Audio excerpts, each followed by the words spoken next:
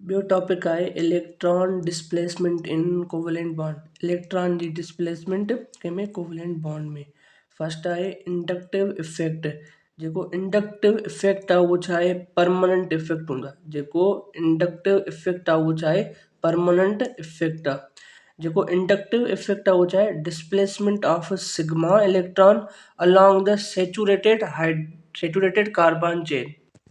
Inductive effect में छा थो थिए, डिस्प्लेसमेंट थिए थी पई सिग्मा इलेक्ट्रॉन जी कंहिंमें along the saturated carbon chain में। जेको इंडक्टिव इफेक्ट आहे उनजा छा आहिनि, ॿ टाइप हूंदा आहिनि। हिकिड़ो हूंदो आहे पॉज़िटिव आई इफेक्ट, ॿियो हूंदो आहे negative I effect. Inductive effect जा ॿ टाइप्स हूंदा आहिनि। हिकिड़ो हूंदो आहे पॉज़िटिव आई इफेक्ट, ॿियो हूंदो आहे नेगेटिव आई इफेक्ट। जेको पॉज़िटिव आई इफेक्ट आहे उहो छा हूंदो आहे, when electron donating group is attach. जेकॾहिं इलेक्ट्रॉन डोनेटिंग ग्रुप अटैच आहे त पोइ छा थींदो, पॉज़िटिव इंडक्टिव इफेक्ट थींदो। जेकॾहिं इलेक्ट्रॉन डोनेटिंग ग्रुप अटैच आहे त पोइ छा थींदो, पॉज़िटिव इंडक्टिव इफेक्ट थींदो। वेन इलेक्ट्रॉन विदडाइंग ग्रुप इज़ अटैच त पोइ छा थींदो, नेगेटिव इंडक्टिव इफेक्ट थींदो। जेकॾहिं इलेक्ट्रॉन विदडाइंग ग्रुप अटैच हूंदो त पोइ छा थींदो, नेगेटिव इंडक्टिव इफेक्ट थींदो। हाणे छा आहे, कंपाउंड आहे कोई बि, त हिन सां छा आहे, इलेक्ट्रॉन डोनेटिंग ग्रुप अटैच आहे। इलेक्ट्रॉन डोनेटिंग ग्रुप अटैच आहे कंहिं बि कंपाउंड सां। हाणे इहो इलेक्ट्रॉन डोनेटिंग ग्रुप अटैच आहे त हे छा कंदो, जिन डोनेट कंदो। तव्हां जेको आहे उहो फर्स्टली हिनखे हिडन कयो, सम्झो त हिते काई बि चार्ज न आहे। जेकॾहिं हे इलेक्ट्रॉन डोनेटिंग ग्रुप हिते जीअं बाइंडिंग थी हिन सां, हिन छा कयो, हिनखे डोनेट कयो। जीअं हिनखे डोनेट कयईं पोइ छा थी वई, पार्शली चार्ज अची वई। पर हिन छा कयो, हिनखे डोनेट कयो, पोइ छा थी वई, चार्ज अची वई। पोइ हिते छा अची वई, पॉज़िटिव चार्ज अची वई।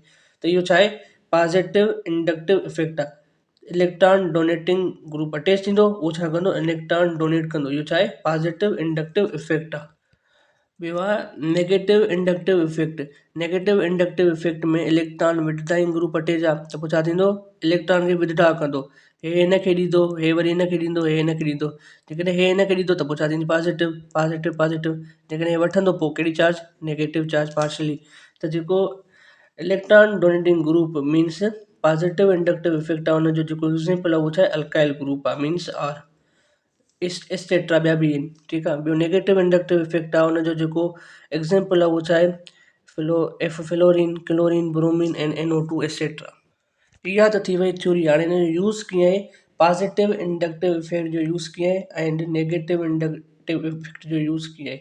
फर्स्ट जेको आहे उहो पढ़ूं था एसिडिक स्ट्रेंथ। जेको एसिडिक स्ट्रेंथ आहे हुनजी माना छा हूंदी आहे, tendency to lose H positive. tendency to lose S positive, that is called acidic strength। जेकॾहिं कंहिं कंपाउंड सां इलेक्ट्रॉन विदडाइंग ग्रुप अटैच आहे, जेकॾहिं कंहिं कंपाउंड सां, हे कंपाउंड आहे कोई बि, हिन सां छा आहे, इलेक्ट्रॉन विदडाइंग ग्रुप अटैच आहे। इलेक्ट्रॉन विदडाइंग ग्रुप छा आहे, नेगेटिव इंडक्टिव इफेक्ट आहे, ठीकु आहे। हाणे इलेक्ट्रॉन विदडाइंग ग्रुप अटैच आहे त हे छा कंदो, इलेक्ट्रॉन हिनखे ॾींदो, एंड हे छा कंदो, इलेक्ट्रॉन हिन कंपाउंड खे ॾींदो, हे हिनखे ॾींदो, हे हिनखे ॾींदो, हे हिनखे ॾींदो। एंड ऑक्सीजन जेको आहे उहो मोर इलेक्ट्रोनेगेटिव आहे कंहिंखां, हाइड्रोजन खां। हे वधीक जेको आहे हाइड्रोजन खां इलेक्ट्रॉन खे हेॾे पंहिंजी तरफ़ जेको आहे उहो अट्रैक्ट कराईंदो। छो जेको आहे उहो इलेक्ट्रॉन विदडाइंग ग्रुप अटैच आहे, ठीकु आहे। हिनखे तव्हां हिन सिंपल वर्ड में सम्झो, जेकॾहिं ॿ पाण में छा आहिनि, फ्रेंड्स आहिनि, फ्रेंड ए आहे एंड फ्रेंड बी आहे। ॻाल्हि कयूं था हिन वक़्तु ऑक्सीजन ऐं हाइड्रोजन जे विच में, ठीकु आहे।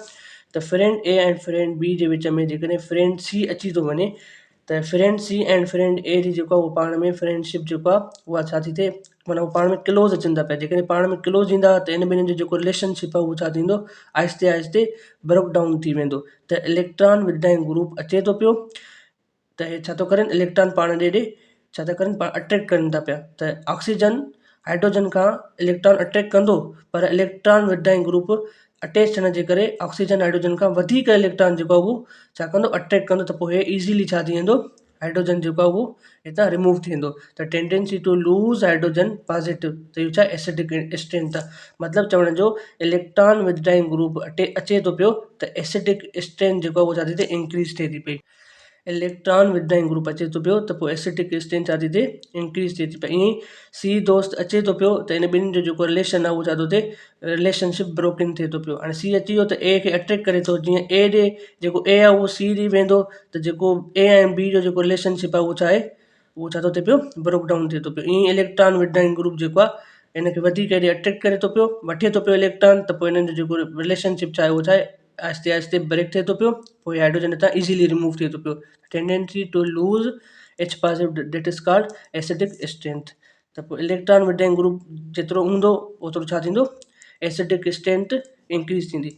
हाणे इहो हुयो आई नेगेटिव इफेक्ट जो रूल। हाणे आहे आई पॉजिटिव इफेक्ट, इन खां बिल्कुलु रिवर्स।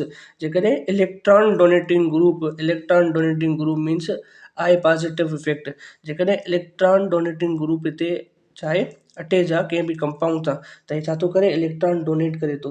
जेकॾहिं इलेक्ट्रॉन डोनेट करे थो पियो त पोइ छा थो थिए, हूअं हे तव्हां हिनखे तव्हां इन सिचुएशन में सम्झो त जेको फ्रेंडशिप हुई इन ए एंड बी जी, मीन्स ऑक्सीजन एंड हाइड्रोजन जी छा हुई फ्रेंडशिप हुई पाण में। सी अचे पियो त हिन जो जेको आहे इन जो रिश्तो जेको आहे उहो छा करे पियो, ख़राबु करे पियो। जेकॾहिं इहो ई सी जेको आहे इलेक्ट्रॉन डोनेटिंग ग्रुप हुजे, मीन्स इलेक्ट्रॉन खे डोनेट करे, मीन्स ए खे चवे तूं वञ बी वटि जेको आहे उहो छा कर रहो वञी, माना रिलेशनशिप पंहिंजो जेको आहे उहो छा कयो स्ट्रॉन्ग कयो, त पोइ छा थी वेंदो, हे जेको आहे हिन जो रिलेशनशिप स्ट्रॉन्ग थी वेंदो। ईअं ई जेकॾहिं इलेक्ट्रॉन डोनेटिंग ग्रुप अटैच हूंदो त पोइ हे छा कंदो, इलेक्ट्रॉन हिनखे डोनेट कंदो। हे छा कंदो, हिनखे इलेक्ट्रॉन डोनेट कंदो, पर इलेक्ट्रोनेगेटिविटी ऑक्सीजन जी जेको आहे उहो छा आहे मथे हाइड्रोजन खां इलेक्ट्रॉन खे अटैक बि कंदो, पर इलेक्ट्रॉन डोनेटिंग ग्रुप हुजण जे करे एतिरो अट्रैक्ट न कंदो जेतिरो हिनखे छा करे अट्रैक्ट करणु खपे। त मतिलबु चवण जो त हाइड्रोजन जेको आहे तव्हां ईज़िली रिमूव न थी सघंदो, ईज़िली रिमूव न थींदो त एसिडिक स्ट्रेंथ बि छा हूंदी, घटि हूंदी। त मतिलबु चवण जो इलेक्ट्रॉन डोनेटिंग ग्रुप जीअं हिते अटैच थींदो त एसिडिक स्ट्रेंथ छा थी वेंदी, घटिजी वेंदी। ऐं इलेक्ट्रॉन डोनेटिंग छा आहे ग्रुप, उहो छा आहे पॉजिटिव आई इफेक्ट आहे। मतिलबु एसिडिक स्ट्रेंथ डायरेक्टली प्रोपोर्शनल आहे नेगेटिव आई इफेक्ट सां। एसिडिक स्ट्रेंथ डायरेक्टली प्रोपोर्शनल आहे नेगेटिव आई इफेक्ट सां, and acidic strength inversely proportional आहे पॉजिटिव आई इफेक्ट सां। त इलेक्ट्रॉन विड्राइंग ग्रुप अचे पियो इज़ीली, जेको आहे उहो लॉस थिए पियो छा एच पॉजिटिव, त एसिडिक स्ट्रेंथ वधी पई। जेको इलेक्ट्रॉन विड्राइंग ग्रुप आहे उहो छा आहे नेगेटिव आई इफेक्ट आहे। मतिलबु त इलेक्ट्रॉन नेगेटिव जेको नेगेटिव आई इफेक्ट आहे उहो जीअं ईंदो एसिडिक स्ट्रेंथ छा थी वेंदी, वधी वेंदी, मीन्स डायरेक्टली प्रोपोर्शनल आहे। ऐं हिन सां छा आहे इनवर्सली प्रोपोर्शनल आहे। इहो छा हुयो acidic strength, I positive and I negative effect जो रूल। हाणे बेसिक स्ट्रेंथ में छा आहे, जेकॾहिं ॾिसो tendency to donate lone pair of electron, tendency to donate lone pair of electron, उनखे चवंदा आहियूं बेसिक स्ट्रेंथ। हाणे ॾिसो जेकॾहिं तव्हां जेको आहे उहो डोनेशन कयो था कंहिं बि शइ जो, जेकॾहिं तव्हांखे अञा माना तव्हांजा फ्रेंड्स अचनि त वठे यार मुंहिंजो बि 1000 2000 3000 वठि, तूं अञा सुठे नमूने डोनेशन कर, त पोइ छा थी वेंदो, डोनेशन वधीक थी वेंदो। जेकॾहिं हिन सां जेको आहे उहो इलेक्ट्रॉन डोनेटिंग ग्रुप अटैच थिए थो पियो, जेकॾहिं हिन कंपाउंड सां इलेक्ट्रॉन डोनेटिंग ग्रुप अटैच थिए थो पियो, त हिनखे छा थो करे, हे डोनेट करणु वञे थो पियो लोन पेयर। जीअं लोन पेयर डोनेट करणु वञे थो पियो, हिनखे अञा जेको आहे इलेक्ट्रॉन मिली था वञनि, अञा इलेक्ट्रॉन डेंसिटी वधी वञे थी पई, माना उहो ईज़िली छा कंदो हिन लोन पेयर खे डोनेट करे सघंदो। ईअं ई सम्झो त माना तव्हां वञो था पिया डोनेशन करण लाइ, पोइ तव्हांखे अञा तव्हां फ्रेंड्स अची करे चवनि था यार वठि मुंहिंजो बि डोनेशन न थी, तूं वञि सुठे नमूने डोनेशन करे आ, त माना तव्हां छा कंदो सुठे नमूने डोनेशन करे ईंदो। हूअं त 2 ॼणनि खे ॾियो, हाणे त 4 ॼणनि खे ॾींदो, छो जो हुनजो जेको आहे उहा छा थी पैसा तव्हांखे मिली विया डोनेशन जा। त माना जेको आर छा आहे उहो छा आहे इलेक्ट्रॉन डोनेटिंग ग्रुप आहे। इलेक्ट्रॉन डोनेटिंग ग्रुप छा हूंदा, पॉजिटिव आई इफेक्ट हूंदा। त पॉजिटिव आई इफेक्ट जे अचण सां, इलेक्ट्रॉन डोनेटिंग ग्रुप जे अचण सां बेसिक स्ट्रेंथ छा थी थिए इंक्रीज़ थिए थी पई। पॉजिटिव आई इफेक्ट जे अचण सां बेसिक स्ट्रेंथ छा थी थिए इंक्रीज़ थिए थी पई। इन जो बिल्कुलु जेको आहे उहो छा आहे रिवर्स आहे। कीअं, जेकॾहिं हिते इलेक्ट्रॉन विदडाइंग ग्रुप अचे, इलेक्ट्रॉन विदडाइंग ग्रुप छा आहे नेगेटिव आई इफेक्ट आहे। त हिते सम्झो इलेक्ट्रॉन विदडाइंग ग्रुप अची वियो, जीअं अची वियो, जेकॾहिं तव्हां वञो था पिया डोनेशन करण लाइ, जेकॾहिं तव्हांजी माना फैमिली मां कोई अचे यार असां बि ग़रीब आहियूं असांखे बि ॾे, असां ग़रीब माना सुठे नमूने डोनेशन न थींदो, डोनेशन जेको आहे उहो ॿाहिरि कबो आहे, त उहो तव्हांजी फैमिली वारा चवनि असांखे बि ॾे असांखे बि ॾे असांखे बि, माना डोनेशन में एतिरो मज़ो न ईंदो, छो त सॼा जेके आहिनि उहे तव्हांजा वठी विया, कंहिं ज़रूरतमंद खे उहा ज़रूरत न मिली सघी। त मतिलबु डोनेशन सही न थी, इलेक्ट्रॉन विदड्राइंग ग्रुप अची वियो, छो त जेको डोनेशन आहे सॼो छा थो थिए पाण ॾेई वञे थो पियो, पंहिंजी माना हुन में फैमिली वग़ैरह वञे थो पियो, ॿाहिरि सही नमूने डोनेशन नथो थिए। त मतिलबु चवण जो नेगेटिव आई इफेक्ट जे अचण सां बेसिक स्ट्रेंथ छा थी थिए डिक्रीज़ थिए थी पई। नेगेटिव आई इफेक्ट जे अचण सां बेसिक स्ट्रेंथ डिक्रीज़ थिए थी पई। हिन जो रिलेशन कीअं थींदो, जेकी बेसिक स्ट्रेंथ आहे उहा डायरेक्टली प्रोपोर्शनल हूंदी कंहिंसां पॉजिटिव आई इफेक्ट सां, ऐं बेसिक स्ट्रेंथ इनवर्सली प्रोपोर्शन हूंदी नेगेटिव वाई इफेक्ट सां। जेकॾहिं पॉज़िटिव स्ट्रेंथ अचे पई त पोइ छा चइबो बेसिक स्ट्रेंथ इंक्रीज़ थिए थी, मीन्स डायरेक्टली प्रोपोर्शनल थी वियो। हे अची वियो त हे वधी वेंदो, जेकॾहिं हे अची वेंदो त पोइ छा थींदो, घटिजी वेंदो, इनवर्सली थी वेंदो। एसिडिक स्ट्रेंथ डायरेक्टली प्रोपोर्शनल आहे नेगेटिव वाई इफेक्ट सां एंड इनवर्सली प्रोपोर्शनल आहे पॉज़िटिव वाई इफेक्ट सां। And basic strength directly proportional आहे पॉज़िटिव वाई इफेक्ट सां एंड इनवर्सली प्रोपोर्शनल आहे नेगेटिव वाई इफेक्ट सां। इहो छा हुयो, इंडक्टिव इफेक्ट हुयो। ॿियो आहे त इलेक्ट्रोमैरिक इफेक्ट। हाणे इलेक्ट्रोमैरिक इफेक्ट छा आहे, it involves the complete transfer of electron of a multiple bond means pi electron to one of the bonded atom usually more electronegative in the presence of attacking reagent. हिते चवे थो पियो त जेको pi electron आहे उहो transfer थींदो, pi electron जेको आहे उहो छा थींदो, ट्रांसफर थींदो, उन ॾे ट्रांसफर थींदो जंहिंजी छा हुजे, मोर इलेक्ट्रोनेगेटिव, माना जे कोई बि हुते माना एटम वग़ैरह अटैच हूंदो जिते पाए इलेक्ट्रॉन ट्रांसफर थींदा, इहो उन ॾे ट्रांसफर थींदा जेको छा हूंदो, वधीक इलेक्ट्रॉन नेगेटिव हूंदो। ऐं इहो कंहिं महिल थींदो, in the presence of attacking reagent में छा थींदो, जेकॾहिं अटैकिंग रिएजेंट हुते मौजूदु आहे, उनजी मौजूदगी में पाए इलेक्ट्रॉन ट्रांसफर थींदा, उन ॾे ट्रांसफर थींदा जंहिंजी इलेक्ट्रोनेगेटिविटी छा हूंदी, वधीक हूंदी। इनखे चवंदा आहियूं इलेक्ट्रोमैरिक इफेक्ट। रिपीट कयूं था पिया त जेके पाए इलेक्ट्रॉन आहिनि उहे ट्रांसफर थींदा, काॾे ट्रांसफर थींदा, उन ॾे ट्रांसफर थींदा जंहिंजी इलेक्ट्रोनेगेटिविटी छा आहे, वधीक आहे। ऐं कंहिंजी मौजूदगी में थींदो, in the presence of attacking reagent जी मौजूदगी में थींदो। इनखे चवंदा आहियूं इलेक्ट्रोमैरिक इफेक्ट। हिन इलेक्ट्रोमैरिक इफेक्ट जा बि जेके आहिनि फर्दर ॿ टाइप्स हूंदा आहिनि, हिकिड़ो पॉज़िटिव ई इफेक्ट, ॿियो negative E effect. Positive E effect छा थो चए, पहिरियां तव्हां हे सम्झी वञो, पोइ ॿुधायांव थो, पोइ चऊं, पोइ हुनखे डिस्कस कयूं था त पॉज़िटिव ई इफेक्ट आहे छा ऐं नेगेटिव ई इफेक्ट आहे छा। त जेको हे सम्झो त जेको छा आहे, पाए इलेक्ट्रॉन आहिनि, पाए इलेक्ट्रॉन ट्रांसफर थियनि था हेॾे, जीअं पाए इलेक्ट्रॉन ट्रांसफर थींदा हेॾे त पोइ हिते छा ईंदी, नेगेटिव चार्ज ईंदी ऐं हिते छा ईंदी, पॉज़िटिव चार्ज ईंदी। पाए इलेक्ट्रॉन ट्रांसफर थियनि था पिया हेॾे त पोइ हिते छा ईंदी, नेगेटिव चार्ज ईंदी, हिते छा ईंदी, पॉज़िटिव चार्ज ईंदी। हाणे छा आहे, अटैकिंग रिएजेंट आहे, हाणे छा आहे, अटैकिंग रिएजेंट आहे, हाणे हिते पॉज़िटिव चार्ज आहे, हाणे हिते काॾे अटैक थींदो, पॉज़िटिव ॾे थींदो या नेगेटिव थींदो, ऑब्वियसली नेगेटिव ॾे थींदो। हे अटैकिंग रिएजेंट काॾे अटैक थींदो, नेगेटिव ॾे अटैक थींदो। ठीकु आहे, त हाणे हे ठही वियो पॉज़िटिव ई इफेक्ट। अचूं था, पहिरियां तव्हां हे सम्झो त ॿियो आहे नेगेटिव ई इफेक्ट। हाणे नेगेटिव ई इफेक्ट में सम्झो कोई कंपाउंड आहे, हाणे ऑक्सीजन छा आहे, मोर इलेक्ट्रोनेगेटिव आहे एज़ कम्पेयर टू कार्बन जे, त जेके पाए इलेक्ट्रॉन्स आहिनि काॾे अटैक थींदा, हिन ऑक्सीजन ॾे अटैक थींदा, त हेॾे अटैक थींदा त हिते छा थींदी, नेगेटिव चार्ज ऐं हिते पॉज़िटिव चार्ज। पाए इलेक्ट्रॉन हिन ऑक्सीजन ॾे अटैक थींदा, हिते नेगेटिव चार्ज ऐं हिते पॉज़िटिव चार्ज। हाणे छा आहे, अटैकिंग रिएजेंट आहे, हाणे अटैकिंग रिएजेंट जेका उहो छा आहे, नेगेटिव चार्ज आहे, इहो काॾे अटैक थींदो, पॉज़िटिव, हिन पॉज़िटिव ते अटैक थींदो। हाणे अचूं था पिया त जेको पॉज़िटिव ई इफेक्ट छा आहे ऐं नेगेटिव ई इफेक्ट छा आहे।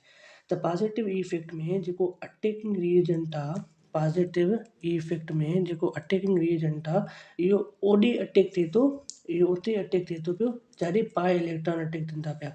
रिपीट कयूं था पिया, जेको पॉज़िटिव ई इफेक्ट आहे, पॉज़िटिव ई इफेक्ट में जेको अटैकिंग रिएजेंट आहे, पॉज़िटिव ई इफेक्ट में जेको अटैकिंग रिएजेंट आहे, इहो उन पार्शल उन ॾे माना छा चइबो आहे, उन ॾे जेको अटैक थिए थो जिते पाए इलेक्ट्रॉन जेके आहिनि उहे मूव करनि था पिया। पॉज़िटिव इफेक्ट में जेको अटैकिंग रिएजेंट आहे, इहो उते अटैक करे थो पियो जिते पाए इलेक्ट्रॉन जेको आहे मूव करनि था पिया, इनखे छा चवंदा आहियूं, पॉज़िटिव ई इफेक्ट। ऐं नेगेटिव ई इफेक्ट में छा थो थिए, जेको अटैकिंग रिएजेंट आहे, इहो उते अटैक करे थो पियो, माना उनजी अपोज़िट साइड ते अटैक करे थो जिते पाए इलेक्ट्रॉन मूव करनि था। पाए इलेक्ट्रॉन हेॾे मूव करनि था पिया त जेको अटैकिंग रिएजेंट आहे उनजी छा आहे, अपोज़िट साइड ॾे मूव करे थो पियो। एंड पॉज़िटिव इफेक्ट में छा थिए पियो, जिते पाए इलेक्ट्रॉन मूव करनि पिया उते ई छा करे पियो, अटैकिंग रिएजेंट मूव करे पियो। जिते पाए इलेक्ट्रॉन मूव करनि पिया उते ई अटैकिंग रिएजेंट मूव करे पियो, इनखे छा चऊं पिया, पॉज़िटिव ई इफेक्ट।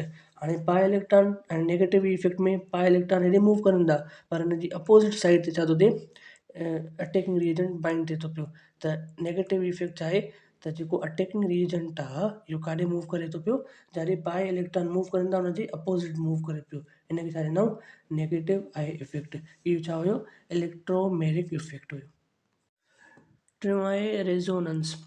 रेज़ोनेंस छा आहे, हिकिड़ो परमानेंट आहे ऐं ॿियो छा आहे, डीलोकलाइज़ेशन ऑफ पाए इलेक्ट्रॉन आहे। रेज़ोनेंस छा आहे, परमानेंट आहे ऐं डीलोकलाइज़ेशन ऑफ पाए इलेक्ट्रॉन आहे। हिन कुझु जेके आहिनि कंडीशन्स हूंदियूं आहिनि। कंडीशन कीअं, हिकु कंडीशन इहा आहे त पाए सिग्मा पाए हुजे, हिकु कंडीशन आहे त पाए सिग्मा पाए हुजे। हाणे छा आहे, पाए आहे, हे सिग्मा आहे, हे पाए आहे। हाणे हे जेको पाए आहे उहो हेॾे ट्रांसफर थींदो पाए इलेक्ट्रॉन, वरी हे हेॾे ट्रांसफर थींदो। जीअं हे हेॾे ट्रांसफर थियो त हिते छा थी वियो, पॉज़िटिव चार्ज अची वई। हाणे हे हेॾे आयो त हिते छा थी वई, नेगेटिव चार्ज थी वई।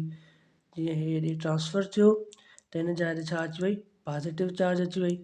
जीअं हे हेॾे हिते अची वियो त हिते छा थी वई, नेगेटिव चार्ज अची वई। हिकु कंडीशन इहा। ॿी कंडीशन आहे त पाए सिग्मा पॉज़िटिव चार्ज हुजे, पाए सिग्मा सॉरी पॉज़िटिव न नेगेटिव चार्ज, पाए सिग्मा नेगेटिव चार्ज हुजे। ॿियो छा हुजे, पाए सिग्मा लोन पेयर हुजे, पाए सिग्मा नेगेटिव चार्ज या पाए सिग्मा लोन पेयर हुजे। हाणे हे छा थी वियो, हाणे ॾिसो, हाणे जेकी पाए इलेक्ट्रॉन्स आहिनि, जीअं हिते बॉन्ड ठाहींदा हिते पाए पाए बॉन्ड ठही वेंदो, मीन्स हे जेके इन हिते आया पाए बॉन्ड थी वियो। त हाणे जेको आहे कार्बन आहे उहो टेट्रा वैलेंसी हूंदा, त 1 2 3 4 5 5 थी वियो, माना कार्बन पेंटा वैलेंसी न हूंदो आहे, कार्बन टेट्रा वैलेंसी हूंदा, तंहिंजे करे इहो बॉन्ड जेको आहे हेॾे शिफ्ट थी वेंदो। जीअं हे हिते हेठि किरियो मीन्स हिते बॉन्ड ठही वियो, कार्बन जी जेका वैलेंसी मथे थी वई, त हे जेको आहे बॉन्ड काॾे हेॾे शिफ्ट थी वियो। हे हिते आयो त हे छा थी वियो, नॉर्मल थी वियो। हाणे हे जेको आहे उहो बॉन्ड हेॾे शिफ्ट थी वियो, त मीन्स हिते छा थी वई, नेगेटिव चार्ज थी वई। ऐं टियों कंडीशन आहे त छा हुजे, पाए हुजे, सिग्मा हुजे या छा हुजे, पॉज़िटिवली हुजे या हुनखे तव्हां वेकेंट ऑर्बिटल चओ, पाए सिग्मा पॉज़िटिवली या वरी वेकेंट ऑर्बिटल। हाणे हे छा आहे, हाणे हे जेको आहे जेको बॉन्ड आहे उहो छा थो थिए, हेॾे शिफ्ट थिए थो, पाए इलेक्ट्रॉन जी शिफ्ट थियनि था पिया, वरी हे छा थो थिए, हेॾे थो वञे। त हे जेको तव्हां पाए इलेक्ट्रॉन जी हेॾे शिफ्ट थिया त पोइ हिते छा अची वई, पॉज़िटिव अची वई। जीअं हे हिते पाए अची वियो त हिते छा थी वई, नीड पूरी थी वई, त हिते बॉन्ड क्रिएट थी वियो। चौथी कंडीशन आहे छा हुजे, पाए सिग्मा फ्री रेडिकल हुजे, पाए सिग्मा फ्री रेडिकल हुजे। हाणे हिते छा थी थिए, होमोलाइटिक फिजन थिए थी पई। होमोलाइटिक फिजन में छा थींदो आहे, इवनली बॉन्ड ब्रेक थींदो आहे, हिकु हेॾे ॿियो हेॾे, त हेॾे हेॾे वेंदा एंड हिते छा आहे, फ्री रेडिकल आहे। ठीकु आहे, हाणे 3 फ्री रेडिकल थी विया। हाणे ॿ जेको आहिनि पाण में बॉन्ड ठाहींदा, हे फ्री रेडिकल एंड हे फ्री रेडिकल पाण में छा कंदो, बॉन्ड ठाहींदो। जीअं बॉन्ड ठाहींदो हिकु एस्टेज थी वेंदी। ॿियो आहे त increase the resonating structure more stable the resonance hybrid, मतिलबु जेतिरी इहा रेजोनेंस स्ट्रक्चर वधीक ठहंदियूं ओतिरो ई जेको आहे स्टेबल हूंदो रेजोनेंस हाइब्रिड।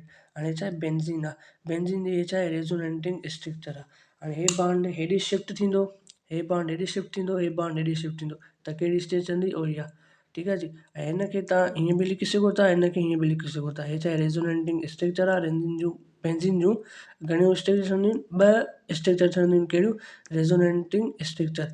ऐं हे छा आहे, रेजोनेंस हाइब्रिड आहे।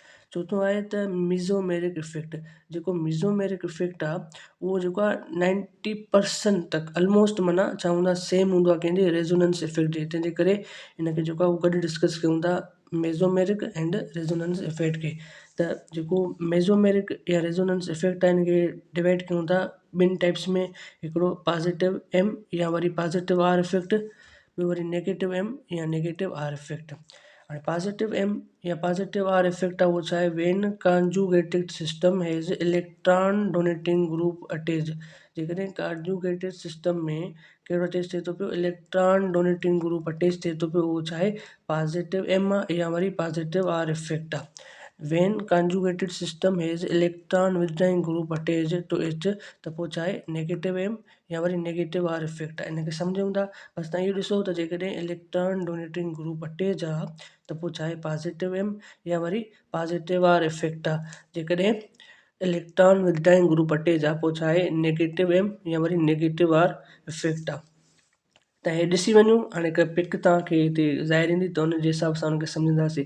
त जेको पॉज़िटिव एम या पॉज़िटिव आर आहे इहो छा आहे, ऑर्थोपेरा डायरेक्टिंग आहे। ऐं नेगेटिव एम नेगेटिव आर छा आहे, मेटा डायरेक्टिंग आहे। ऑर्थोपेरा डायरेक्टिंग छा आहे, रिंग खे एक्टिवेट कंदा आहिनि, ऐं मेटा डायरेक्टिंग छा कंदा आहिनि, रिंग खे डीएक्टिवेट कंदा आहिनि। हे छा आहे, बेंज़ीन जी स्ट्रक्चर आहे। हिते कोई बि जेको आहे उहो ग्रुप अटैच आहे, या त उहो ऑर्थोपेरा डायरेक्टिंग ग्रुप अटैच हूंदो या हिते मेटा डायरेक्टिंग ग्रुप अटैच हूंदो, कोई बि हिते ग्रुप अटैच आहे। हाणे जेको आहे न, बेंज़ीन जा जेके आहिनि स्टेज ठहंदियूं आहिनि, हिकु ऑर्थोपेरा स्टेज बि ठही सघे थी पई, ॿियो मेटा स्टेज बि ठही सघे थी पई, ऐं ॿियो पेरा स्टेज ठही सघे थी पई। हे छा आहे, ऑर्थो स्टेज आहे, हे मेटा स्टेज आहे, हे पैरा स्टेज आहे। फर्स्ट जेको आहे उहो डिस्कस कयूं था पिया एम पॉज़िटिव या पॉज़िटिव आर इफेक्ट खे। त हुन में छा हुयो, ऑर्थो पैरा डायरेक्टर हुयो, माना इलेक्ट्रॉन डोनेटिंग ग्रुप हुयो। इलेक्ट्रॉन डोनेटिंग ग्रुप केरु हूंदा आहिनि, ऑर्थो पैरा डायरेक्टर हूंदा आहिनि। इहे छा कंदा आहिनि, बेंज़ीन जी जेकी रिंग आहे उन ते इलेक्ट्रॉन डेंसिटी जेकी आहे डोनेट कंदा आहिनि। इलेक्ट्रॉन डेंसिटी डोनेट कंदा आहिनि मीन्स जेकी रिंग आहे उहा छा थींदी आहे, एक्टिवेट थींदी आहे। हाणे कीअं ॾिसो, जेको ओ एच आहे उहो छा आहे, इलेक्ट्रॉन डोनेटिंग ग्रुप आहे। इलेक्ट्रॉन डोनेटिंग ग्रुप आहे, जेकॾहिं हिन कॉन्जुगेटेड सिस्टम में इलेक्ट्रॉन डोनेटिंग ग्रुप अटैच आहे त पोइ छा थो थिए, पॉज़िटिव एम थिए थो या मीन्स पॉज़िटिव आर इफेक्ट थिए थो पियो। हाणे हे जेको आहे उहो लोन पेयर जेको आहे उहो हेॾे शिफ्ट करनि था पिया, हे वरी हिनखे शिफ्ट करे थो पियो। हिते जेको आहे सिंपली जेको आहे उहो शॉर्ट में सम्झी वञो त हिते छा थो थिए, नेगेटिव थिए थो, हिते छा थो थिए, नेगेटिव थिए थो पियो, हिते छा थो थिए, नेगेटिव थिए थो पियो। पाण सम्झी आयासीं त हे स्टेज ऐं हे स्टेज छा हुई, ऑर्थो हुई, ऐं हे स्टेज छा हुई, पैरा हुई। हे स्टेज छा आहे, ऑर्थो आहे। मीन्स जेकॾहिं जेको ऑर्थो पैरा डायरेक्टिंग ग्रुप अटैच थिए थो पियो बेंज़ीन ते, means electron donating group attach थिए थो पियो, त उहो छा थो करे, इलेक्ट्रॉन डेंसिटी वधाए थो। कीअं, जेकॾहिं इलेक्ट्रोफाइल ते अटैच थिए थो पियो, इलेक्ट्रोफाइल छा हूंदो आहे, पॉज़िटिवली चार्ज हूंदो आहे, हुनखे इलेक्ट्रॉन जी जेको आहे उहा नीड हूंदी आहे, मीन्स नेगेटिव सां प्यार कंदो आहे, पाण पॉज़िटिव चार्ज हूंदो आहे। इलेक्ट्रोफाइल अचे थो पियो, इलेक्ट्रोफाइल अचे थो पियो त पोइ किथे अटैच थींदो, हिन नेगेटिव चार्ज ते अटैच थींदो, ऐं नेगेटिव चार्ज ते छाजे करे क्रिएट थी वई, हिन ऑर्थो पैरा डायरेक्टर जे करे अटैच थी वई। ऑर्थो पैरा डायरेक्टर छा हूंदा, इलेक्ट्रॉन डोनेटिंग ग्रुप हूंदा आहिनि। हिन इलेक्ट्रॉन डोनेटिंग ग्रुप जे करे छा थी वई, नेगेटिव हिते छा थी वई, चार्ज हिते क्रिएट थिए थी पई, त हिन जे करे हिते इलेक्ट्रोफाइल जेको छा थो थिए, इज़ीली हिते अटैक थी थो करे, अटैक करे थो पियो। मतिलबु चवण जो त इलेक्ट्रॉन डोनेटिंग ग्रुप जीअं अटैच थिए थो पियो त छा था करनि, इहे इलेक्ट्रॉन डोनेट करनि था, इलेक्ट्रॉन डेंसिटी डोनेट करनि था। जीअं इलेक्ट्रॉन डेंसिटी डोनेट करनि था पिया त रिंग छा थी थिए, एक्टिवेट थिए थी पई, इलेक्ट्रोफाइल अचे थो पियो हिन ऑर्थो ते ऐं पैरा ते अटैक करे थो पियो। त इहो छा हुयो, प्लस एम या plus R effect. Plus M plus R effect में छा हुयो, ऑर्थो पैरा डायरेक्टिंग हुयो, रिंग खे इहे छा करनि पिया, एक्टिवेट करनि पिया। ॿियो आहे त माइनस एम या वरी minus R effect. Minus M minus R effect में छा थिए पियो त इलेक्ट्रॉन विथड्राइंग ग्रुप छा करे पियो, अटैच थिए पियो। इलेक्ट्रॉन विथड्राइंग ग्रुप छा करे पियो, अटैच थिए पियो। हाणे हे तव्हां स्ट्रक्चर खे ॾिसी वञो, शॉर्टली जेको आहे उहो सम्झूं था पिया त जीअं हे जेको आहे उहो लोन पेयर वग़ैरह जीअं ठही वञनि थी पई हुन जूं, त पोइ छा थिए थी, पॉज़िटिव हिते क्रिएट थिए थी पई, पॉज़िटिव हिते क्रिएट थिए थी पई, पॉज़िटिव हिते क्रिएट थिए थी पई। जेकॾहिं इलेक्ट्रॉन विथड्राइंग ग्रुप अटैच थिए थो पियो त हिते पॉज़िटिव क्रिएट थिए थी पई, हिते पॉज़िटिव क्रिएट थिए थी पई।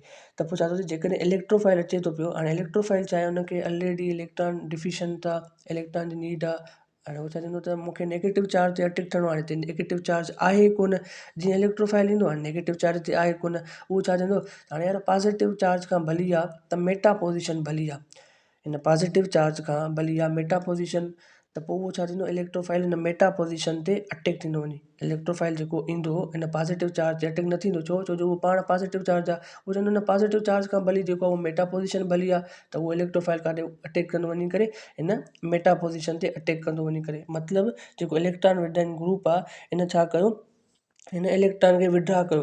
जीअं हिन इलेक्ट्रॉन खे विड्रॉ कयो त हिते छा थी वई, पॉज़िटिव क्रिएट थी वई, मीन्स रिंग खे डीएक्टिवेट कयईं, रिंग खे डीएक्टिवेट कयईं। त माना नेगेटिव एम या वरी नेगेटिव आर जेको आहे उहो चाहे मेटा डायरेक्टिंग आहे, मेटा डायरेक्टर उते ईंदो ऐं रिंग खे छा कंदो, डीएक्टिवेट कंदो। डीएक्टिवेट मुराद हिते पॉज़िटिव खे इलेक्ट्रोफाइल ते अटैक न थियो, हुन चयो त आयो हाणे मजबूरी में बि माना हिते मेटा ते मां अटैक थियां, माना ख़ुशी ख़ुशी त अटैक न थियो न, हुनजो हुयो त भई माना मूंखे नेगेटिव चार्ज मिले त माना सही कमु थी वञे, माना हुनखे नेगेटिव चार्ज न मिली, हुन मजबूरी में छा कयो, मेटा पोज़ीशन ते अटैक करणु पसंदि कयो, माना रिंग जेकी आहे उहा छा थी वई, डीएक्टिवेट थी वई। त जेको नेगेटिव एम या नेगेटिव आर इफेक्ट आहे उहो छा आहे, मेटा डायरेक्टिंग आहे, हुनमें जेकी रिंग आहे उहा छा थी थिए, डीएक्टिवेट थिए थी पई। लास्ट आहे हाइपर कॉन्जुगेशन। हिन हाइपर कॉन्जुगेशन में जेकॾहिं जेको आर आहे उहो छा आहे, अल्काइल ग्रुप आहे। हिन आर अल्काइल ग्रुप जेको आहे इहो अटैच हुजे कंहिं बि सिस्टम सां, सिस्टम मुराद अनसैचुरेटेड कंपाउंड थी वियो, कोई फंक्शनल ग्रुप थी वियो, कार्बोकेटाइन थी वियो, फ्री रेडिकल थी वियो। त इहो जेको आर आहे कंहिं बि सिस्टम सां अटैच आहे, ठीकु आहे। त हिन में आर में कार्बन हाइड्रोजन बॉन्ड हूंदो, हिन कार्बन हाइड्रोजन बॉन्ड में जेके सिग्मा इलेक्ट्रॉन्स आहिनि इहे मूव करे, हिनखे छा चवंदा आहियूं, हाइपर कॉन्जुगेशन चवंदा आहियूं। सम्झूं था डिटेल में, पहिरियां ॾिसो त delocalization of sigma electron of carbon hydrogen bond of an alkyl group directly attached to an atom of unsaturated system या वरी R to N atom with an unshared p orbital. मतलब carbon hydrogen bond alkyl group जो directly attach जे system सां, इन system में जेको आहे उहो कार्बन हाइड्रोजन बॉन्ड जेके सिग्मा इलेक्ट्रॉन्स आहिनि उहे छा करनि, मूव करनि। Hyperconjugation also called as no bond resonance, anchimeric assistance या वरी Baker Nathan effect. No bond resonance जो मतिलबु आहे त माना इहो लॻंदो आहे त रेजोनेंस आहे पर इहो रेजोनेंस न आहे हूंदो। कंडीशंस इन हाइपर कंजुगेशन में टे कंडीशन कहिड़ियूं आहिनि त हिकु कंडीशन इहा आहे त प्रेजेंस ऑफ अल्फा कार्बन हुजे। अल्फा कार्बन छा आहे इनखे बि सम्झूं था, पर तव्हां त ॾिसी वञो त प्रेजेंस ऑफ अल्फा कार्बन हुजे त पोइ ई हाइपर कंजुगेशन पॉसिबल आहे, हिकु कंडीशन। ॿी त alpha carbon should be sp3 hybridize हुजे। अल्फा कार्बन छा हुजे, sp3 हाइब्रिडाइज हुजे। टी कंडीशन आहे त should have at least one alpha hydrogen.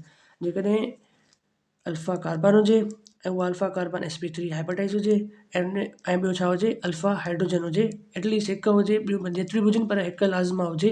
इहे टे कंडीशन फॉलो करे थो त पोइ हाइपर कंजुगेशन थींदी, न त हाइपर कंजुगेशन न थींदी। हाणे त अल्फा कार्बन छा हूंदी आहे, हाणे ॻाल्हि सम्झो। जेकॾहिं हे जेकी पहिरियां कार्बोकेटाइन जे सेंस में सम्झूं था त अल्फा कार्बन छा हूंदी। जेको प्लस जेको हूंदो आहे कार्बोकेटाइन में डिस्कस करे आयासीं, हिन प्लस कार्बन जे साम्हूं वारी जेकी कार्बन आहे उहा छा हूंदी आहे, अल्फा कार्बन हूंदी आहे। प्लस कार्बन में जेका डायरेक्टली अटैच कार्बन हूंदी आहे उहा छा हूंदी आहे, अल्फा कार्बन हूंदी आहे। हिन प्लस कार्बन में जेका डायरेक्टली अटैच कार्बन आहिनि उहे छा आहिनि, अल्फा कार्बन आहिनि। हिन में प्लस कार्बन में डायरेक्टली अटैच कार्बन छा आहिनि, अल्फा कार्बन आहिनि। प्राइमरी सेकेंडरी टर्सरी डिस्कस थी वियो, वरी बि डिस्कस कयूं था हिते त इन प्लस कार्बन सां डायरेक्टली हिकु अटैच आहे कार्बन त इहो छा आहे, प्राइमरी। इन प्लस कार्बन सां डायरेक्टली ॿ अटैच आहिनि, इहो छा आहे, सेकेंडरी। इन प्लस कार्बन सां डायरेक्टली टे कार्बन अटैच आहिनि त पोइ छा आहे, टर्सरी। हिते कार्बन चऊं था नॉट हाइड्रोजन। प्लस कार्बन सां डायरेक्टली हिकु अटैच आहे कार्बन त प्राइमरी, ऐं प्लस कार्बन सां डायरेक्टली कार्बन जेका अटैच हूंदी उहा छा हूंदी, अल्फा कार्बन हूंदी। ऐं हिनखे जेको हाइड्रोजन हूंदो, हिन अल्फा कार्बन खे हाइड्रोजन हूंदो, हुनखे चवंदासीं अल्फा हाइड्रोजन। ठीकु आहे। ऐं जेकॾहिं हिते ॿी कार्बन हुजे हा, इहा अल्फा कार्बन न हूंदी। जेकॾहिं हिन प्लस कार्बन जे साम्हे वारी कार्बन छा आहे, अल्फा कार्बन आहे, उनजे साम्हे वारी अल्फा कार्बन न आहे। ठीकु आहे। प्लस कार्बन जे साम्हे वारी कार्बन छा आहे, अल्फा कार्बन, ऐं इन कार्बन जे हाइड्रोजन खे छा चवंदासीं, अल्फा हाइड्रोजन। इहो थी वियो कार्बोकेटाइन जे सेंस में। हाणे अचो ॿियो सेंस में, फंक्शनल ग्रुप कोई हूंदो। फंक्शनल ग्रुप मुराद OH ग्रुप थी वियो, या वरी अनसेचुरेटेड सिस्टम थी वियो, अनसेचुरेटेड बॉन्ड थी वियो, जीअं अल्कीन में थी वियो, अल्काइन में थी वियो, एक्सेट्रा। त फंक्शनल ग्रुप जे साम्हूं वारी कार्बन जेकी बि हूंदी, फंक्शनल ग्रुप जे साम्हूं वारी कार्बन छा हूंदी, अल्फा कार्बन हूंदी। फंक्शनल ग्रुप जे साम्हूं वारी कार्बन छा हूंदी, अल्फा कार्बन हूंदी। ऐं उन कार्बन खे जेको हाइड्रोजन अटैच हूंदो उहो छा हूंदो, अल्फा हाइड्रोजन हूंदो। प्रेजेंस ऑफ अल्फा कार्बन हुजे, ऐं ॿियो छा, alpha carbon should be sp3 hybridize हुजे, and should have at least one alpha hydrogen हुजे। हे डिस्कस थी वियो। हे छा आहे, फर्स्ट डिग्री आहे। कीअं ख़बर पई, जेको कार्बन पॉजिटिव आहे इन सां डायरेक्टली हिकु कार्बन अटैच आहे त पोइ छा आहे, फर्स्ट डिग्री आहे। जेकॾहिं हिन प्लस कार्बन ते डायरेक्टली ॿ अटैच हुजनि त पोइ छा आहे, सेकेंडरी, ऐं टे त पोइ टर्सरी। हाणे जेको कार्बन पॉजिटिव आहे इन सां जेकी डायरेक्टली कार्बन अटैच आहे उहा छा आहे, अल्फा कार्बन आहे, ऐं हिन सां जेके हाइड्रोजन आहिनि उहे छा आहिनि, अल्फा हाइड्रोजन आहिनि। ठीकु आहे। हाणे हिन में छा थो थिए, कार्बन हाइड्रोजन जो जेको सिग्मा इलेक्ट्रॉन्स आहिनि उहे मूव करनि था। कीअं, हाणे हे जेको आहे हितां हाइड्रोजन जेको आहे उहो छा थो रिमूव थिए थो, ऐं हितां जा जेके इलेक्ट्रॉन्स आहिनि उहे हिते अचनि था, हिते छा था करनि, बॉन्ड क्रिएट करनि था पिया। हाइड्रोजन त रिमूव थियो, हे वारो बॉन्ड जेको आहे उहो हेठि आयो, ऐं हिते बॉन्ड क्रिएट थी वियो, ऐं हिकु हे स्टेज थी वई। हाणे हे जेको आहे हाइड्रोजन हिते डोनेट करे थो। हाणे हे हाइड्रोजन चवंदो त यार मां बि डोनेट करे सघां थो, जीअं हिन कयो आहे। त हाणे हे छा कंदो, हाणे हिते हे डोनेट कंदो, त कहिड़ी स्टेज ठहंदी, हाणे हे हाइड्रोजन साॻियो, हे कार्बन साॻियो, हाणे हे जेको आहे हाइड्रोजन त रिमूव थी वेंदो, ऐं हिते जेको आहे बॉन्ड क्रिएट थींदो, डबल बॉन्ड क्रिएट थियो। डबल बॉन्ड जे क्रिएट थियो, हाणे हिनजी जेका उहा नीड पूरी थी वई, त हिते प्लस चार्ज जेका उहा छा थी वई, रिमूव थी वई। हे हाइड्रोजन, ऐं हे जेको हाइड्रोजन रिमूव थी वियो उहो पॉजिटिव, एंड हे जेको उहो हाइड्रोजन ऑलरेडी अटैच आहे। हाणे वरी हे हाइड्रोजन चवंदो त यार मां बि ॾेई सघां थो, हिननि ॿिनि ॾिनो आहे त मां बि ॾेई सघां थो। छो ॾियनि था पिया, इहे अल्फा हाइड्रोजन आहिनि, तंहिंजे लाइ ॾियनि था पिया, ॿियो कोई हाइड्रोजन न ॾींदो, अल्फा हाइड्रोजन ॾींदो। त टीं स्टेज ईअं ठहंदी। त हिन हाइड्रोजन जेको आहे डोनेट कयो, हे इलेक्ट्रॉन जेको आहे उहो हिते आया, बॉन्ड क्रिएट थियो, त हे जेको आहे H पॉजिटिव लिखी वियो, जेको हिते बॉन्ड क्रिएट थी वियो, हिन जी नीड पूरी थी वई, तंहिंजे करे छा थी वियो, प्लस चार्ज जेको आहे उहो रिमूव थी वई। Number of hyperconjugating structure is equal to number of alpha hydrogen, मतलब जेतिरा अल्फा हाइड्रोजन हूंदा ओतिरा छा ठहंदा, हाइपर कॉन्जुगेटिंग स्ट्रक्चर ठहंदा। जेतिरा वधीक हाइपर कॉन्जुगेटिंग स्ट्रक्चर हूंदा ओतिरी वधीक छा हूंदी, स्टेबिलिटी हूंदी। जेतिरा number of hyperconjugating structure हूंदा ओतिरा ई छा हूंदा, नंबर ऑफ अल्फा हाइड्रोजन हूंदी। ऐं जेतिरी हाइपर कॉन्जुगेटिंग स्ट्रक्चर मथे हूंदी ओतिरी स्टेबिलिटी छा थी वेंदी, इंक्रीज थी वेंदी, मथे थी वेंदी।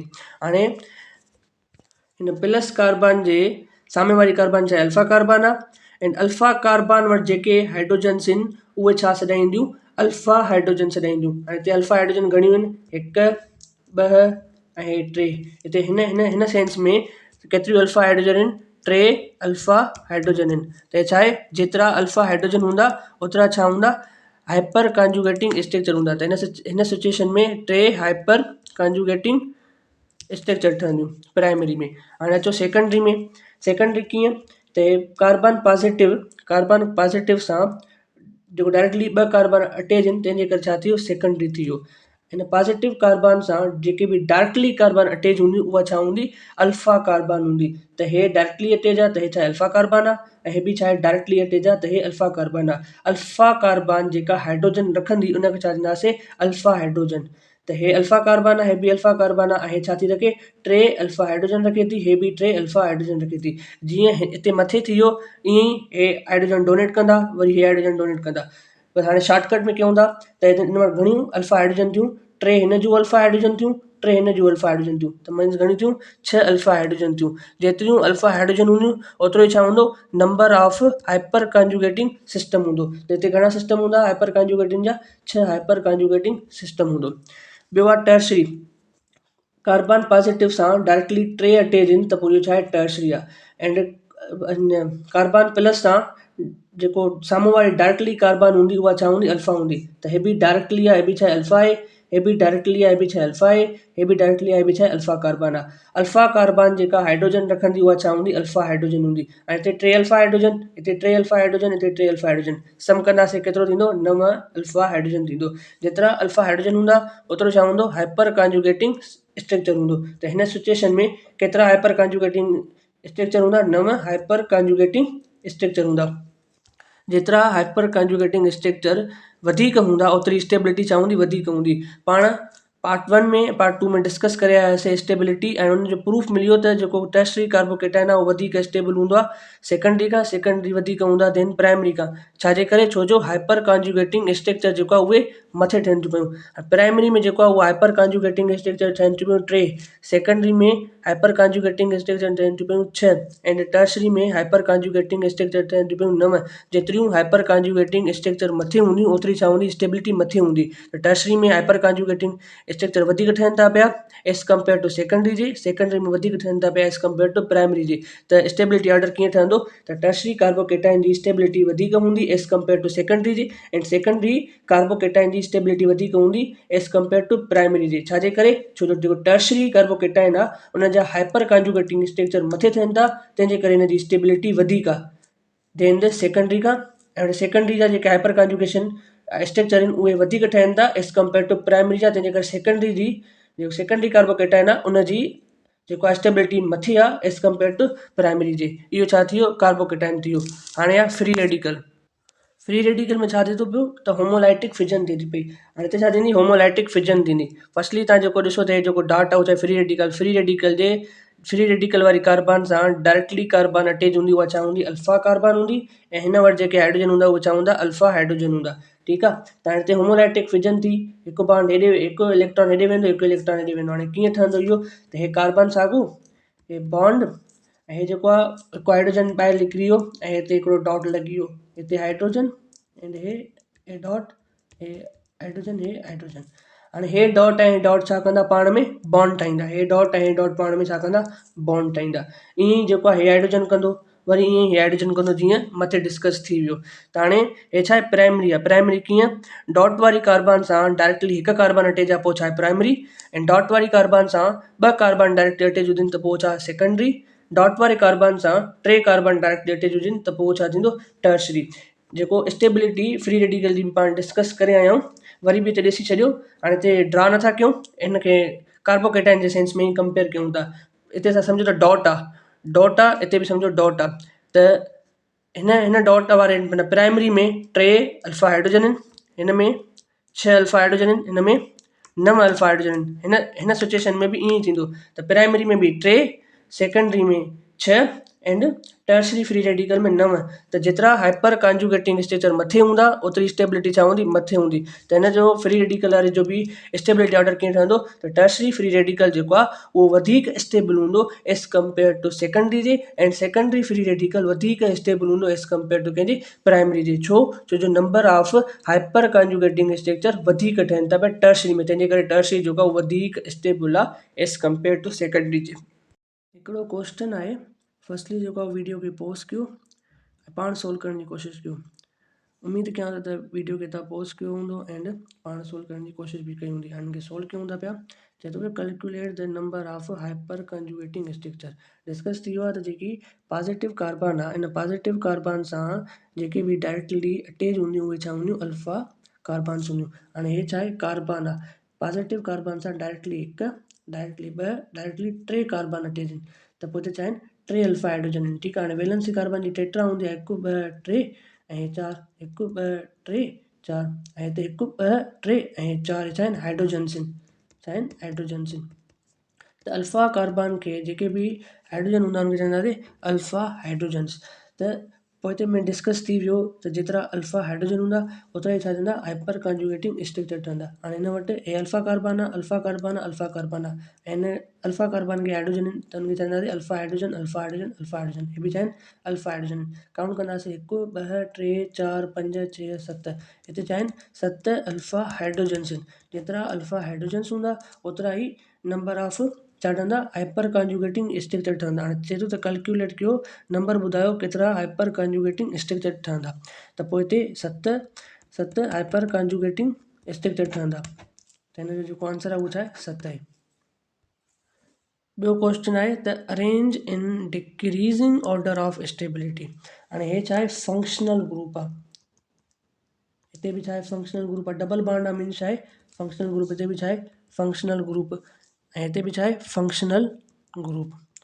फंक्शनल ग्रुप सां जेकी बि डायरेक्टली कार्बन अटैच हूंदी उहा छा हूंदी, अल्फा कार्बन हूंदी। हाणे हिते फंक्शनल ग्रुप सां डायरेक्टली घणियूं कार्बन अटैच आहिनि, 4 अटैच आहिनि, त इहे 4 छा आहिनि, अल्फा, 4 छा आहिनि, अल्फा कार्बन्स आहिनि। एंड अल्फा कार्बन सां हाइड्रोजन जेके बि हूंदा उहे छा हूंदा, अल्फा हाइड्रोजन हूंदा। ऐं हिते बि छा आहे, अल्फा कार्बन, ऐं हे जेको आहे उहो अल्फा हाइड्रोजन न आहे, अल्फा हाइड्रोजन इन जे करे न आहे छो जो हिन वटि अल्फा कार्बन ई न आहे। छा हुयो त फंक्शनल ग्रुप सां डायरेक्टली अटैच वारी कार्बन छा हुई, अल्फा कार्बन, ऐं हुन कार्बन वटि हाइड्रोजन आहिनि त हुनखे चवंदासीं अल्फा हाइड्रोजन। हाणे हे जेको हिन सां का कार्बन अटैच आहे न, अल्फा कार्बन आहे न, त अल्फा हाइड्रोजन थींदो ई न, त हिनखे पाण छा कंदासीं, काउंट न कंदासीं। त हिते बि ईअं अल्फा कार्बन आहे, हिननि खे बि काउंट न कंदासीं। हिते छा आहे, हे अल्फा कार्बन। हाणे ॾिसो त अल्फा कार्बन खे हाइड्रोजन हूंदो त हुनखे चवंदासीं अल्फा हाइड्रोजन। हिते घणियूं अल्फा हाइड्रोजन आहिनि, 3 3 3 3, सम कंदासीं त केतिरियूं थींदियूं, 12 अल्फा हाइड्रोजन थींदियूं। ऐं हिते 3 3 3 9 अल्फा हाइड्रोजन थींदियूं, ऐं हिते 3 3 6 6 अल्फा हाइड्रोजन थींदियूं, ऐं हिते छड़ो 3 अल्फा हाइड्रोजन थींदियूं। पाण जेको आहे उहो पोइ हिते डिस्कस करे आयासीं त number of hyperconjugating structure is equal to number of alpha hydrogens. And इहो बि डिस्कस करे आयासीं त जेतिरा हाइपर कॉन्जुगेटिंग स्ट्रक्चर ठहंदा ओतिरी वधीक छा हूंदी, स्टेबिलिटी हूंदी। हाणे जेतिरो डिक्रीज़िंग ऑर्डर ॿुधायो स्टेबिलिटी जो, त हाइपर कॉन्जुगेशन पहिरियां ॾिसंदासीं त स्ट्रक्चर केतिरियूं ठहनि थियूं, त 12 अल्फा हाइड्रोजन आहिनि, त हिते 12 हाइपर कॉन्जुगेटिंग स्ट्रक्चर ठहंदियूं, ऐं हिते 9 हाइपर कॉन्जुगेटिंग स्ट्रक्चर ठहंदियूं, हिते 6 हाइपर कॉन्जुगेटिंग स्ट्रक्चर ठहंदियूं, ऐं हिते 3 हाइपर कॉन्जुगेटिंग स्ट्रक्चर ठहंदियूं। त जेतिरो वधीक हाइपर कॉन्जुगेटिंग स्ट्रक्चर हूंदो ओतिरो ई वधीक छा हूंदो, स्टेबिलिटी हूंदी। हाणे हिन जी स्टेबिलिटी वधीक हूंदी एज़ कंपेयर टू हिन जी, छो जो हिन जा हाइपर कॉन्जुगेटिंग स्ट्रक्चर मथे ठहनि था पिया, हिन जा हाइपर कॉन्जुगेटिंग स्ट्रक्चर घटि ठहनि था पिया। हाइपर कॉन्जुगेटिंग स्ट्रक्चर मथे ठहनि था मीन्स हिन जी स्टेबिलिटी वधीक हूंदी, ऐं हिन जा हाइपर कॉन्जुगेटिंग स्ट्रक्चर हिन जी कंपेरेटिव घटि ठहनि था पिया, मीन्स हिन जी स्टेबिलिटी घटि हूंदी हिन जी कंपेरेटिव। त ऑर्डर कीअं ठहंदो, त हे वधीक हूंदो हिन खां, हे वधीक हूंदो हिन खां, हे वधीक हूंदो हिन खां। इहो छा हुयो, arrange in डिक्रीज़िंग order of stability. हिते छा थियो, बेसिक ऑर्गेनिक केमिस्ट्री जो जेको पोर्शन पार्ट 3 आहे उहो छा थियो, कंप्लीट थियो। जेकॾहिं इहो वीडियो तव्हांखे पसंदि आयो हुजे त हिन वीडियो खे लाइक कयो, सब्सक्राइब कयो एंड शेयर कयो। Thank U.